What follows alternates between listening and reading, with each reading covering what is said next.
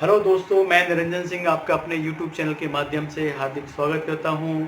और आज हम अपने YouTube चैनल में बहुत ही इंटरेस्टिंग, बहुत ही रोचक और चर्चा करेंगे फ्रांस एम्बेसी और फ्रांस एम्बेसी के विजिटर वीज़ा की रिक्वायरमेंट्स क्या है, किस तरीके से आपको 110% वीज़ा, विजिटर वीज़ा मिल सकता है। मैं इसकी रिक्वायरमेंट्स आपको बताऊंगा, इसका सॉल्यूशन बताऊंगा और गारंटी देता हूं कि अगर आप ये सॉल्यूशन कंप्लीट करते हैं, ये डॉक्यूमेंट्स फुलफिल करते हैं, तो मैं आपको 110% प्रॉमिस करता हूं कि आपको वीज़ा मैं दूंगा। एम्बेसी में मैं प्रोसेस कराऊंगा, मैं खुद आपके साथ चलूंगा वीएफएस में एज ए ट्रैवल एजेंट। ये मेरी कमिटमेंट है। लेकिन रिक्वायरमेंट्स जेन्युइन होनी चाहिए। आपकी आपकी जो ट्रैवलिंग पर्पज़ है वो बिल्कुल 110% सॉलिड होना चाहिए। ये ना हो कि आपका पर्पज़ कुछ है ही नहीं, आप वहाँ लापता होने जा रहे हैं, आप वहाँ गायब होना चाहते हैं। ये इस तरीके का काम मैं नहीं करता। आप सिर्फ मुझे जेन्युइन रिक्वायरमेंट्स फुलफिल करिएगा, मैं आपको गारंटी देता हूँ। टूरिस्ट वीज़ा की गारंटी मैं देता हूँ कि मैं आपको टूरिस्ट वीज़ा लगा के दूंगा। तो आइए दोस्तों, मैं आपको बताता हूँ फ्रांस एम्बेसी की बेस्ट सॉल्यूशन वीज़ा के लिए क्या है, कैसे आप वीज़ा ले सकते हैं। तो प्लीज़ फटाफट आप मेरा यूट्यूब चैनल आगे बढ़ाते जाइएगा, देखते जाइएगा। अगर आपने आज तक मेरा यूट्यूब चैनल सब्सक्राइब नहीं किया है तो आप इसको सब्सक्राइब ज़रूर करिएगा, अपने दोस्तों को बताइएगा, फॉरवर्ड कीजिएगा माय डियर दोस्तों। आगे बढ़ाइएगा इस चैनल को ताकि आप ट्रैवल कंसल्टेंट की पूरी एडवाइस ले सकें, आप ट्रैवल से रिलेटेड सारी जानकारी यूट्यूब के चैनल के माध्यम से ले सकें। मैं गारंटी देता हूं आपको आपका 110% वीज़ा लगेगा। तो प्लीज़ दोस्तों नोट करिएगा, मेरा चैनल यूट्यूब देखिएगा, एवरी टाइम आप देखिएगा क्या क्या रिक्वायरमेंट्स हैं, किस किस एम्बेसी की क्या क्या रिक्वायरमेंट्स हैं। मैं आपके लिए हर तरीके की रिक्वायरमेंट्स वीज़ा से रिलेटेड, हर तरीके के वीज़ा, विजिटर वीज़ा, इनविटेशन के बिहाफ पर visa, business visa, study visa, सारी रिक्वायरमेंट्स लेकर आता रहूँगा और best solution in travel trade. Please contact me और मेरे संपर्क में रहिएगा। मेरा यूट्यूब चैनल देखिएगा, फॉरवर्ड करिएगा, बढ़ाइएगा इसको आगे। जितना ज़्यादा लाइक करेंगे, जितना ज़्यादा देखेंगे, आपके लिए उतना ही बेटर होगा। Best solution for visa. Okay दोस्तों, नोट करिएगा आप ट्रैवल रिक्वायरमेंट्स क्या हैं फ्रांस एम्बेसी की। फ्रांस वीज़ा कैसे आप इजीली ले सकते हैं। कोई बहुत ज़्यादा रिक्वायरमेंट्स नहीं है इस एम्बेसी की। बहुत लोग कहते हैं कि जी इतना लूँगा, उतना करूँगा, इतना चार्ज लगेगा, ये लगेगा। मैं बिल्कुल पसंद नहीं करता। आप मेरे से संपर्क करिएगा, मेरा ऑफिस है Connaught placement, skyways international travels and tours के नाम से आप मुझसे संपर्क करें। मैं आपको गारंटी देता हूँ, मैं आपसे बाइट लगाता हूँ इस बात की कि आप किसी को 10 लाख, 5 लाख, 4 लाख ना दें। आप मेरे से कॉन्टेक्ट करें, मैं आपकी फ़ाइल रेडी करूँगा, आपका सबमिशन कराऊँगा, आपका बायोमेट्रिक कराऊँगा। अगर आपने मेरी रिक्वायरमेंट्स फुलफिल की तो मैं 110% आपको वीज़ा दिलवा दूँगा। It is my commitment. Okay दोस्तों, नोट करिएगा प्लीज़ क्या क्या रिक्वायरमेंट्स हैं। देखो, फ्रांस एम्बेसी का वीज़ा अगर आप प्रोसेस करना चाहते हैं, फ्रांस एम्बेसी का वीज़ा लेना चाहते हैं, वो भी ईजिली और 110% के साथ, तो प्लीज़ जो रिक्वायरमेंट्स मैं आपको बता रहा हूँ वो नोट कर लीजिएगा। आप बार बार चैनल देखिएगा, यूट्यूब देखिएगा, आप रिक्वायरमेंट्स देखिएगा क्या मैंने इजी रिक्वायरमेंट्स आपके सामने पेश किए। बहुत ही सिंपल है और केवल जो स्टेप मैं आपको दे रहा हूँ वही नोट करिएगा और आप फाइल रेडी करो, आपको वीज़ा मिलेगा।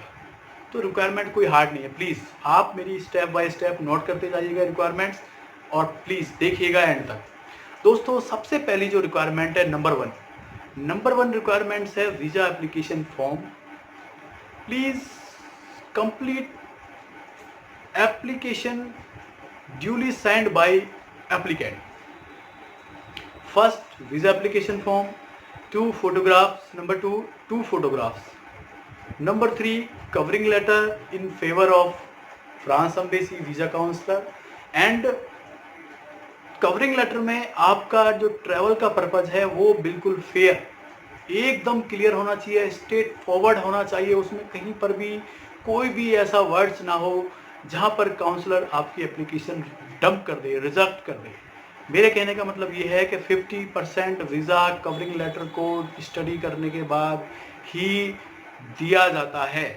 तो आपका कवरिंग लेटर बिल्कुल स्ट्रेट होना चाहिए, फेयर होना चाहिए, कहीं पर भी कोई इस तरीके की रिक्वायरमेंट्स नहीं होनी चाहिए या ऐसी कोई लैंग्वेज ना हो जहां काउंसलर आपसे इरिटेट हो जाए और आपकी फ़ाइल वहीं की वहीं रिजेक्ट कर दे।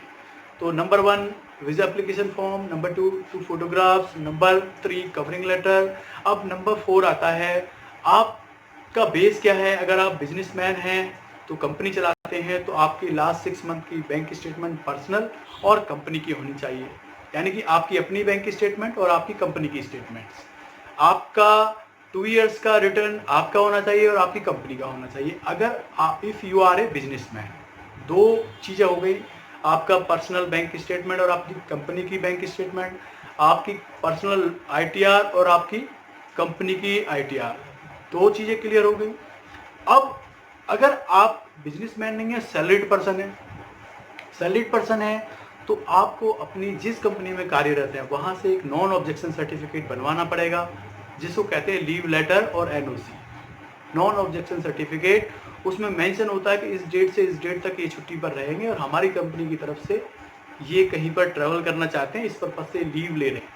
तो इस तरीके का आपको नॉन ऑब्जेक्शन सर्टिफिकेट, जहाँ पर ट्रैवल के पर्पज से आपने लीव ली है, वो आपको अपनी उस कंपनी से लेना पड़ेगा जहाँ पर आप वर्किंग हैं। उसी कंपनी से आपको 3 मंथ्स की सैलरी स्लिप लेनी होगी। अगर आपने सैलरी स्लिप ली है तो 110% आपको कुछ नहीं करना, सैलरी स्लिप हो गई आपकी। अब आता है ट्रैवल आइटनरीज। सपोज करो आपको 7 डेज के लिए जाना है, 2 दिन आपने फ्रांस में रुकना है, 3 दिन आपको नीदरलैंड रुकना है, या 2 दिन आपको नीदरलैंड रुकना है, 3 दिन आपको जर्मन रुकना है। इस तरीके से आपने आइटनरी को बनाना है।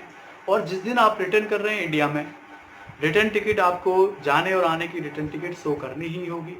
उसके बाद ट्रैवल आइटनरीज के बाद फिर आपको दिखाना होगा होटल्स बुकिंग में क्या करना है।